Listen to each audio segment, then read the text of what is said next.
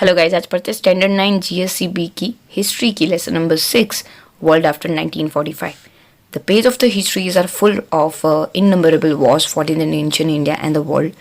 अगर हम लोग इंडिया की हिस्ट्री के बारे में पढ़े तो बहुत सारी आपको वॉर देखने को मिलेगी, वर्ल्ड की वॉर देखने को मिलेगी, and yet most destructive war which will always be remember in than modern world is the first and the second world war. अगर हम लोग वॉर को अगर इमेजिन भी करें ना वो वर्ड, तो हमें सिर्फ फर्स्ट वर्ल्ड वॉर और सेकेंड वर्ल्ड वॉर का जो भयानक रिजल्ट जो आया था वो सामने आता है. The league of the nation was form with the purpose of establishing permanent peace in the world. Generally जो लीग ऑफ नेशंस है वो बनाया गया था फर्स्ट वर्ल्ड वॉर होने के बाद, जहाँ पे एक परमानेंट पीस लाने के लिए, पूरे वर्ल्ड में शांति लाने के लिए नेशनल लीग की स्थापना की गई थी. But due to the certain limitations it failed in 1939. The world war 2 broke out. पहले विश्व युद्ध होने के बाद यूनाइटेड लीग ऑफ नेशन की स्थापना की गई, लेकिन उसके बाद भी सेकेंड वर्ल्ड वॉर हो ही गया. The disturbed state of mind and the horror of the World War II pursued the human being to once again make an effort of the peace and protections of the independence. वापस से हम लोगों ने बारी से try किया कि किस हिसाब से हम लोग इंडिपेंडेंट एस्टैब्लिश करें, किस हिसाब से पीस लाए, शांति लाए, क्योंकि पहली बारी भी हम लोगों ने वही किया था, लेकिन डिस्ट्रॉक होकर तीसरा अभी डर रहा है कि शायद सेकेंड होने के बाद हम लोग जो पीस और शांति बनाए रखने की कोशिश कर रहे हैं, कहीं थर्ड वर्ल्ड वॉर ना हो जाए. This result in establishing the United Nations. So second world war के बाद पूरे इंटरनेशनल लेवल में पीस स्थापना करने के लिए, पीस को लाने के लिए, शांति डालने के लिए, पूरे नेशंस में शांति लाने के लिए यूनाइटेड नेशन की स्थापना की गई, जिसके स्टार्टर के अंदर कुछ, उसके प्रीएम्बल के अंदर कुछ गोल्स जो है यूनाइटेड नेशन फॉलो करेगी, कुछ इस हिसाब से है. That is determined to save the future generation from the page of all destructive war. Here emphasis has laid on responsibility born out of international law and mutual understanding. आगे वाली generation को protections देने के लिए और कोई भी destructive war world war 1 और वर्ल्ड वॉर 2 की तरह ना हो, इसीलिए ऐसे लॉ बनाए गए जहाँ पे सारी कंट्री म्यूचुअल अंडरस्टैंडिंग से पर्टिकुलरली इंटरनेशनल लॉ फॉलो करेगी, जिसके हिसाब से आगे वॉर होने के चांसेस कम होंगे. Emphasis has been laid on developing tolerance mutually so that the whole world develops socially. देखने जाएंगे तो टॉलरेंस म्यूचुअली मीन्स दोनों के बीच में अंडरस्टैंडिंग करवाई जाएगी, क्या कि होगा क्या कि सोशली डेवलपमेंट हो पाए सारी कंट्रीज का. Economic, social, cultural problems should be solved with the intervention of the United Nations. Human rights as well as the basic freedom should be disseminated irrespective of the caste, language, gender or region. United nation यहाँ पे intervene करेगा, step in करेगा. अगर कोई भी issue हो रहा है इकोनॉमिक, सोशली या कल्चरली कोई भी प्रॉब्लम हो रहा है, तो वो शॉर्ट आउट करने के लिए यूनाइटेड नेशन हमेशा वहाँ होगा. यूनाइटेड नेशंस कभी भी कास्ट, लैंग्वेज, जेंडर या फिर रिलीजन की बाबत के ऊपर, इसी मैटर के ऊपर कभी भेदभाव नहीं करेगा. Lastly appeal to the all nation for the cooperation to achieve this objectives. और लास्टली इसके मेन ऑब्जेक्टिव्स है लोगों ने सपोर्ट करे, क्योंकि लोगों का सपोर्ट ही नहीं होगा तो ये गोल फॉलो ही नहीं होंगे. Does United Nations Charter conclude that dismal of a war and constant urge for the peace in the main objective of nations. आपने पूरे चार्टर में देखा होगा तो वो कॉन्स्टेंटली दुनिया में शांति बनाए रखने के लिए और वॉर को कम से कम करने के लिए दोनों के बीच में बातचीत करवाकर म्यूचुअल अंडरस्टैंडिंग क्रिएट करने की बात पे जोर दे रहा है. सो उसके मेन ऑब्जेक्टिव्स में शांति लाना और वॉर को रोकना, ये कुछ 2 ऑब्जेक्टिव्स है. कोल्ड वॉर देखते हैं and reasons and the consequences. Cold World War 1945-1942 reasons and consequences. Though the World II was got over, second world war खत्म हो गया था इधर. Its result into the creation of American Russian as a super power by taking place of England and the France. पहले की बात करते हैं तो इंग्लैंड एंड फ्रांस बहुत ही शक्तिशाली देशों में आते थे, लेकिन जैसे ही सेकेंड वर्ल्ड वॉर खत्म हुआ तो ये पूरा बाजी पलट गया अमेरिका और रशिया की तरफ. In war England, France, Russia, America were together, but the Russians administration policy create difference and दस द अमेरिका इंग्लैंड सेपरेटेड. देखने जाएंगे तो जो रशिया की जो एडमिनिस्ट्रेटिंग पॉलिसी थी, जिस हिसाब से चलाने की वॉर की तरीके थी, वो डिफरेंस आया और अमेरिका इंग्लैंड इन बिटवीन अलग हो गए और अमेरिका और रशिया सबसे पावरफुल हो गए. स्ट्रॉन्ग कॉम्पिटिशन दोनों के बीच में होने लगा. अमेरिका एंड रशिया इनिशियली एक सुप्रीमेसी पावर हासिल कर दी पूरे वर्ल्ड में सेकेंड वर्ल्ड वॉर होने के बाद. The power was concentrated between 2 poles. पूरी वर्ल्ड मानो 2 कंट्रीज के बीच में बढ़ती गई थी, अमेरिका एंड रशिया. देखने जाएंगे तो अमेरिका और रशिया के बीच में चूज करना था कि कौन सी मोस्ट पावरफुल. अभी भी देखने जाए तो America and Russia is the most powerful countries. There this time period is considered as a bipolar world order. देखने जाए तो पूरा वर्ल्ड मानो 2 कंट्रीज में डिवाइड हो गया हो, जिसको बाइपोलर वर्ल्ड बोलेंगे. Owing to the extreme extremely tense relations between the two power blocks. This phase is called the Cold War phase. देखने जाएंगे तो अमेरिका और रशिया के बीच में कुछ ना कुछ अंदर एक दूसरे को हराने की एक टग वॉर चली आ रही थी, तो इसीलिए अमेरिका और रशिया के बीच में कोल्ड वॉर हो रहा था. जो फेज था उसको कोल्ड वॉर बोलेंगे. जो वेपन से लड़ाई नहीं होती थी, लेकिन अंदर अंदर जो एक दूसरे के बीच एक दूसरे के लिए जो गुस्सा था, क्रोध था, क्रोश था, और एक दूसरे को जो पछाड़ने की जो माइंडसेट से और इमोशन से जो जा रहे थे, उसको बोलेंगे cold war phase. At various incidents both the super power almost come into the conflict with one another. बहुत सारे ऐसे हालात भी आए कि दोनों एक दूसरे से आमने सामने आ गए, लड़ने की फिराट में आ गए कि भाई नहीं मैं पावरफुल हूँ, वो बोला मैं पावरफुल हूँ. There are the basic changes in relation among the powerful nation of the world after the World War. World war होने के बाद जो पावरफुल नेशन थे उनके रिलेशन में भी बदलाव आ गए. America and the Soviet Union who had once allied fought against Nazi Germans and then fascist Italy emerged as a leader of the two rival power blocks and military power. पहले के ज़माने की बात करें कि सोवियत यूनियन एंड अमेरिका जो साथ साथ लड़े थे, बहुत सारी रिवॉल्यूशन जैसे कि Nazi Germany and fascist Italy as a leader लड़े थे, ये दोनों मिक्स होके वो अलग हो गए. मिलिट्री पावर के बेसिस पर अब एक दूसरे के सामने आकर खड़े थे. कोल्ड वॉर उनके बीच में भी स्टार्ट हो गई थी, अमेरिका और इंग्लैंड के बीच में. Though the Britain and France also emerge victorious. हाँ, ब्रिटेन और फ्रांस जीते थे उसमें, yet they lost the status of the great power due to the terrible ruinations caused by the revenge of the war, ending of the imperialism. देखने जाएंगे तो जो war के झांसे में आकर ब्रिटेन और फ्रांस ने जो वॉर लिया था, अल्टीमेटली जीते वो थे, लेकिन डिस्ट्रक्शन जो हुआ था इसीलिए उनको ही झेलना पड़ा था सारा डिस्ट्रक्शंस का थिंग्स. सो जो रिवेंज लेने के चक्कर में जो वॉर ले ली थी, उससे ब्रिटेन और फ्रांस जीतने के बाद भी वही हारे कहलाए. Germany, Italy, Japan not lost the war. Germany, Italy सिर्फ जापान और सिर्फ लॉस्ट नहीं करे वॉर, मीन्स वो हार नहीं गए, बट ऑल्सो वो रूइन इकोनॉमिकली. जब वॉर होती है ना तो बहुत डिस्ट्रक्शंस होता है गाइस, बहुत ज़्यादा डिस्ट्रक्शन होता है इकोनॉमिकली, पॉलिटिकली, मिलिट्री वाइज. इतने इंसान जाते हैं, इतने रिसोर्सेज लगते हैं. सो जर्मनी, इटली, जापान हार तो गए, लेकिन उनके साथ उनको ये तीनों wise economic, politically, military wise बहुत लॉस झेलना पड़ा after the war.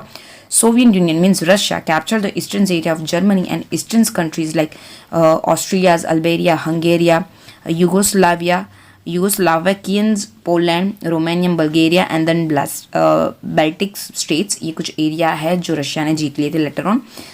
They give away the reign of the power to the respective community party of this countries. फिर धीरे धीरे क्या करता कि जो कंट्रीज की जो पार्टीज थी उन्होंने उनको कंट्रोल दे दिया वो स्टेट को चलाने का. भी रशिया खुद इतना बड़ा है तो वो कैसे चलाएगा, तो जहाँ जहाँ एरिया उन्होंने जीत लिए वहाँ पे रशिया का लेबल लगा दिया, लेकिन वहाँ के जो पॉलिटिकल लीडर थे उनको वो स्टेट संभालने के लिए दे दिया.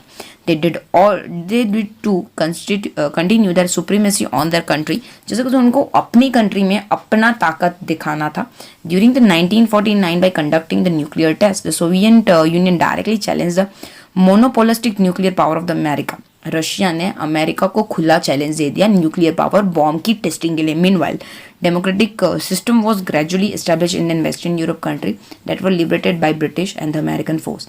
उसके उनके मीनवाइल अगर देखने जाए बीच में तो डेमोक्रेटिक सिस्टम्स शुरू हो गई थी कुछ कुछ यूरोपियन कंट्रीज के अंदर, ब्रिटेन में अमेरिकन फोर्स के द्वारा.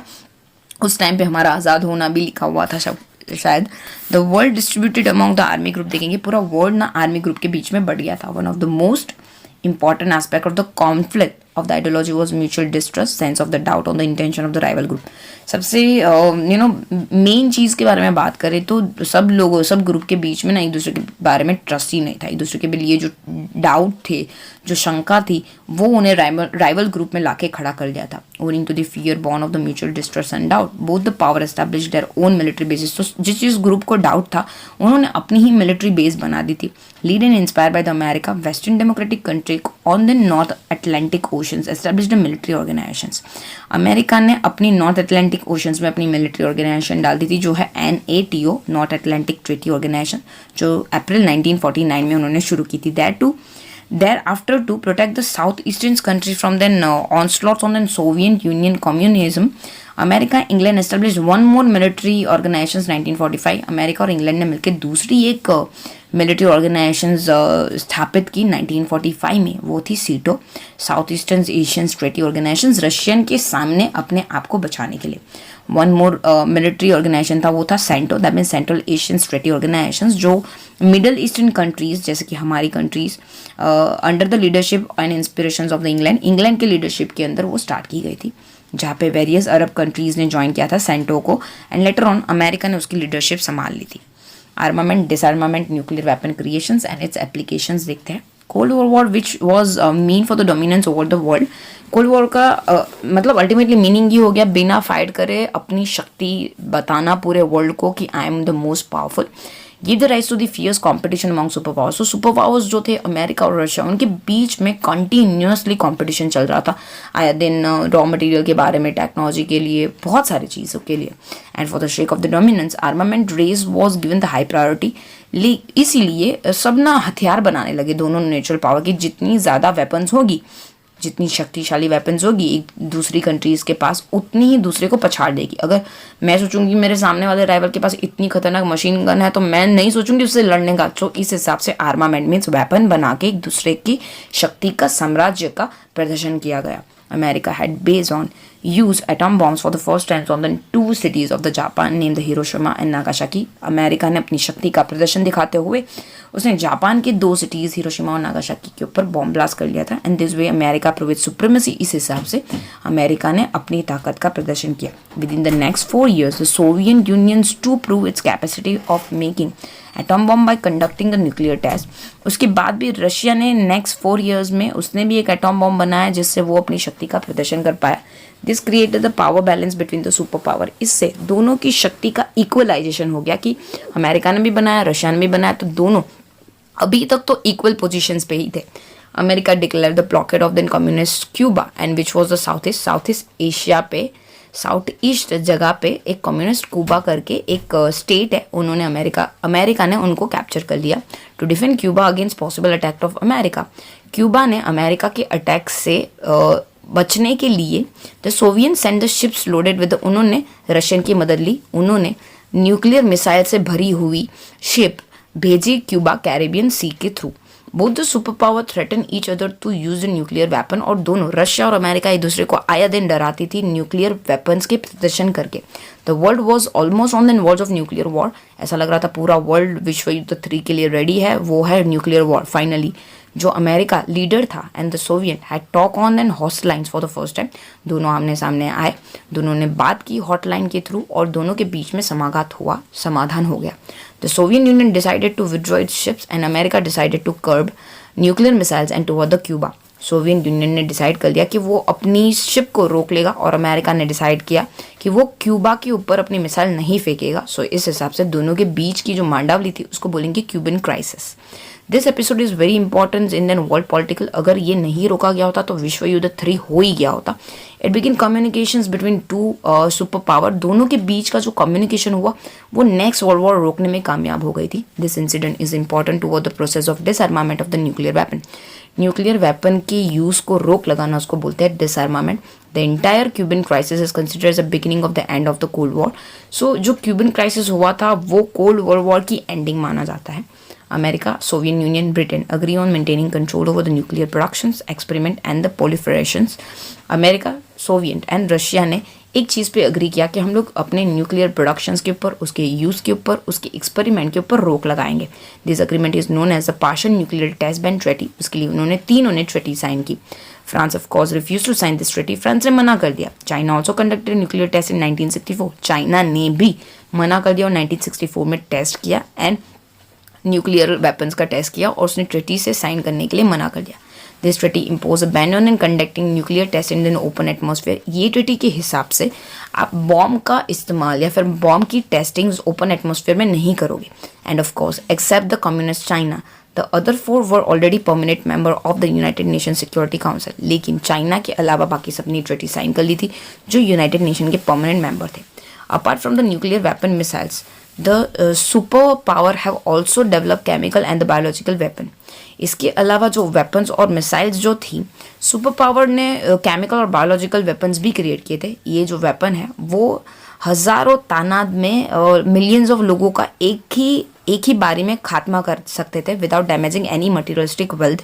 किसी भी नेचुरल रिसोर्स या फिर किसी बिल्डिंग्स का डैमेज किए बिना people would die miserably while suffering from various disease because of the lethal weapons. अभी की हालात के बारे में बात करें तो कोविड-19 ये कुछ इसका एग्जाम्पल है। जो लोग मर रहे थे आया दिन, उन्होंने ऐसे केमिकल और बायोलॉजिकल वेपन्स क्रिएट किए थे, उसकी वजह से बिना डिस्ट्रक्शंस किए बिना कोई भी नुकसान पहुंचाए बिना लोगों के अंदर वो वायरस या डिजीज फैलाकर उन्हें मारा जाता। ये कोल्ड वॉर का एक सेकेंड फेज माना जाता था। During these decades, many important and the far-fetching changes took place in the international policy. अगर लास्ट 10 साल के बारे में बात करें तो बहुत सारे इंपॉर्टेंट चेंजेस आए हैं वॉर को रोकने के लिए। Owing to many reasons, the Cold War among the superpower also ended. जो कोल्ड वॉर हो रही थी सुपर पावर के बीच में वो भी खत्म हो गई। न्यूक्लियर बैन ट्रेटीज ने मदद की somewhat. India has always welcome this treaty. India ने तो साइन कर ही लिया था, ये ऑलवेज वेलकम था हमारे लिए, but it's always a super supporters of the डिसआर्मामेंट। लेकिन हमेशा हम लोगों ने डिसआर्मामेंट को सपोर्ट किया है, माराधाड़ी नहीं करने का, न्यूक्लियर वेपन्स नहीं करने का। फिर भी the world will be always in the danger until डिसआर्मामेंट of the lethal weapon is not done. लेकिन पूरे वर्ल्ड को ये खौफ हमेशा रहेगा ही आर्मामेंट का। Rise of the independent nation in Asia देखेंगे कि धीरे धीरे कैसे एशिया के अंदर अलग अलग जगह इंडिपेंडेंट होने लगी। लगभग इंडिया के बारे में बात करें तो 1947 में इंडिया ने फ्रीडम हासिल किया था, owing to the British policy of divide and rule. Certain other reasons the country was divided into the two nation. पूरी जो कंट्री थी इंडिया, ब्रिटिश की वजह से, ब्रिटिश के डिवाइड एंड रूल की वजह से दो हिस्सों में बढ़ गई थी, namely India and Pakistan. In the same way continues जो स्ट्रगल चले आ रहा था ब्रिटिश के खिलाफ, जैसे कि श्रीलंकन, म्यांमार गए, उन्हें भी इंडिपेंडेंट मिल गया 1948 तक। In the case of Indonesia, United nation ने बहुत इंपॉर्टेंट रोल प्ले किया था और इस ड्यूरेशन में 1949 तक एशियन कंट्री जैसे कि लाओस, कैम्बोडिया एंड वियतनाम भी इंडिपेंडेंट हो गई थी। Rise of the independent nation Africa देखेंगे कि कौन से टाइम के अंदर जो अफ्रीका की कुछ स्टेट है वो इंडिपेंडेंट हुए थे। Second world war prove to be a good omens for the enslaved the nation of the Africa after the second world war.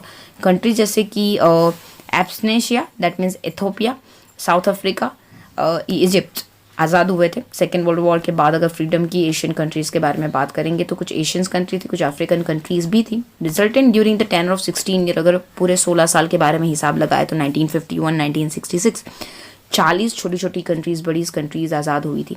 In parallel, countries tried to have supremacy over these countries, but these countries either joined the super power of the military resources and got their freedom. कुछ जो countries थी उन्होंने क्या किया कि जो supreme power थे उनसे ज्वाइंट होकर फिर अपने आप को आज़ाद कर लिया, और कुछ ने इंडिपेंडेंटली डेमोक्रेटिक होकर आज़ादी ले ली। नॉन अलाइन मोमेंट देखेंगे। Some new nations adopted the policy of not to assign within any of the two power block and military block. कुछ जो नए नेशंस थे उन्होंने कुछ पावर ब्लॉक और मिलिट्री ब्लॉक की जो ट्रेटीज थी वो साइन करने से मना कर दी। उन्होंने डिसाइड किया था they would maintain the equal distance with both the block. Super power America और रशिया से वो दूरी ही बना के रखेंगे। This nation were identify as a non align nations, और जो ऐसे नेशंस है जो किसी भी अलाइन नेशंस के हिस्से नहीं है, जिसकी रशिया, अमेरिका या ब्रिटेन, तो उनको नॉन अलाइन नेशन बोलेंगे। एंड उनकी जो फॉरेन पॉलिसी है उनको नॉन अलाइनमेंट पॉलिसी बोलेंगे। Those nations, these neutral nations that did not want to adopt the ideology of either of the two superpower of the world, wished to have an all-rounder development maintaining its unique existence. जिन्होंने ये decide किया कि वो किसी भी super power या allied nation से नहीं जुड़ेंगे, उनका ओवरऑल डेवलपमेंट भी हुआ एंड उन्होंने एक यूनिक एग्जिस्टेंस हासिल किया वर्ल्ड के अंदर। Under the leadership of the Indian first prime minister Jawaharlal Nehru, Indonesia's first prime minister Sukarno, Egypt के second prime ministers Gamal Abdel Nasser's, Ghana's के first presidents Kwame Nkrumah, Yugoslavians के presidents Joseph Broz Tito's, Gordon Thomsing supporting for the movement, और इन्होंने ये सारी movement को support भी किया था। In this non align council 23 countries Asia की थी और 6 कंट्रीज अफ्रीका की प्रेजेंट थी। The organisation was founded in Belgrade in 1961, known as the NAM, non allied movement, under the leadership of the prime minister Jawaharlal Nehru. The policy of the non align वो frame name completed valuable leaderships. देखने जाएंगे तो जो name है वो उसका full form है non align moment 1961, और ये जो मोमेंट है वो जवाहरलाल नेहरू जो इंडिया के प्रेसिडेंट थे उनके अंदर फ्रेम की गई थी एंड उन्होंने लीडरशिप संभाली थी। नेहरू बिलीव करते थे कि movement continue to see the role of itself and as it in a view world poorest nations remain exploited and marginalized, no longer by then opposing superpower but rather in the unipolar world. It's a Western's hegemony and the neo-colonialisms that movement was really reassigns itself again. So यहाँ पे नेहरू जी का मानना था कि ये नहीं होगा ये NAM के अंदर कि कोई भी सुपरनेचुरल पावर कोई भी नेशंस को जो बहुत ही गरीब नेशंस है या फिर डेवलपिंग नेशंस है, अंडर डेवलप्ड नेशंस है, उनका एक्सप्लॉयटेशन करे, उनको बेवकूफ़ बनाए और पूरी जो वर्ल्ड है वो बाइपोलर में बढ़ जाए। वो सोचते थे कि पूरी वर्ल्ड के अंदर सिर्फ एक ही यूनिपोलर वर्ल्ड हो, ठीक है, और उसके अंदर ही it oppose the foreign occupations, और कोई भी अपने देश में बाहर का आकर अपने देश के अंदर अपनी सत्ता हासिल नहीं करेगा। Interference in than international affair and aggressive unilateral measurement, but it had also shifted to focus on the social economic challenge facing the member states, especially the inequality manifestation by the globalization's implication of the neoliberal policies. यहाँ के अंदर की जो internal affairs है और unilateral measurements है वो focus है वो शिफ्ट हो गई सोशल और इकोनॉमिक चेंजेस के ऊपर, जहाँ पे मेंबर्स को ग्लोबलाइजेशंस है और बहुत सारी जो न्यू लिबरल पॉलिसीज़ है वो फॉलो करवाई जाएगी। The non align movement has identified economic underdevelopment, poverty and social injustice as a growing threat to peace and security. Main non align movement का मकसद ये था कि ऐसी कंट्री जो बहुत ही गरीब है उनका डेवलपमेंट हो, वहाँ पे ये वर्ल्ड डिस्ट्रक्शंस की वजह से पीस और सिक्योरिटीज़ पे ऊपर डिपेंड ना करे, पीस और सिक्योरिटीज़ एस्टैब्लिश हो। Today more and more countries have join non align movement, और बहुत सारी कंट्रीज है आज नॉन अलाइन मूवमेंट का हिस्सा है। Union summit was held in कुआला Lumpur 13 May 2003. Most last 4 decades many incidents have happened. लगभग लास्ट 40 साल में बहुत सारे इंसिडेंट हुए थे। With the disintegrations of the Soviet Union, Russia was power decrease. धीरे धीरे सोवियत यूनियन रशिया का पावर कम होने लगा था नॉन अलाइन मूवमेंट की वजह से। अमेरिकन इमन as a super power, America ultimately एक अकेला यूनि पावर हो गया था। Imperial policy decreased to the minimum in another country. In this situation, non-aligned movement played dominant role. इसके अंदर नॉन अलाइन मूवमेंट का अपना बहुत ही इंपॉर्टेंट हिस्सा रहा था। The non align Nations with their non align policy were successful in contributing towards the world policy. Non alignment Nations की जो पॉलिसी थी वो थी वर्ल्ड पॉलिटिक को अपने हिसाब से कंट्रीब्यूट करने का। The non align movement was successful in showing off the moral impact of maintaining world peace. Non align जो मूवमेंट थी वो समवॉट ग्लोबली पीस लाने का काम, वॉर को स्टॉप करने का काम, ह्यूमन सोसाइटी को मेंटेन करने का काम, और नेशनलिज्म और सुपर पावर अडॉप्ट करने का काम जैसा एटीट्यूड और डिसआर्मामेंट लाने का काम, ये इसके जो मेन एम थे उन्हें पूरा करने में समवॉट वो कामयाब रहा। होपफुली आपको समझ में आ गया होगा। आगे की पढ़ाई हम लोग पार्ट 2 में करेंगे। Thank you so much. अभी तक आपने हमारी चैनल को सब्सक्राइब नहीं किया है तो सब्सक्राइब आइकन को क्लिक करके सब्सक्राइब कर दीजिए। कमेंट में ज़रूर बताइए वीडियो आपको कैसी लगी और लाइक करना मत भूलिएगा। Thank you so much.